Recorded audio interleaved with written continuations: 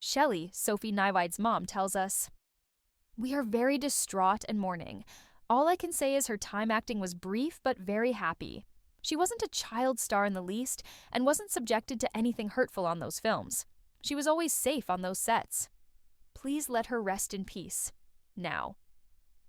My knowledge is she was using drugs and was a tiny young woman. She was with other people when she died. I didn't know them. There is an investigation ongoing. The autopsy results are not in. They said it would take 6 to 8 weeks. So I can't say definitively. Actress Sophie Nyweide, famous for her roles in Mammoth and An Invisible Sign, is dead. Sophie died April 14th in Bennington, Vermont, according to her family. The cause of death is unclear. Sophie was a kind and trusting girl, the family writes in an obituary, hinting at the circumstances surrounding her early death. This frequently made her vulnerable to exploitation by others. She was a prolific writer and artist, and a lot of her work reflects her depth and the suffering she endured. Her hardships and tragedies are chronicled in many of her works of art and writing.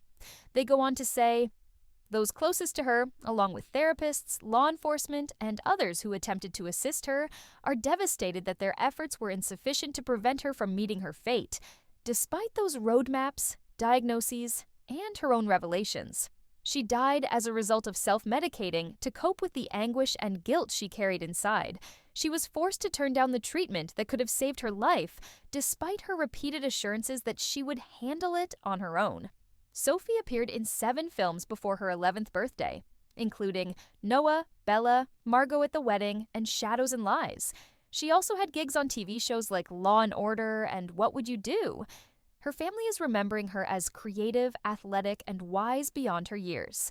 She dreamed, more like demanded, to be an actor, without ever knowing her mother was an actor. So she did that too with an ease we all marveled about.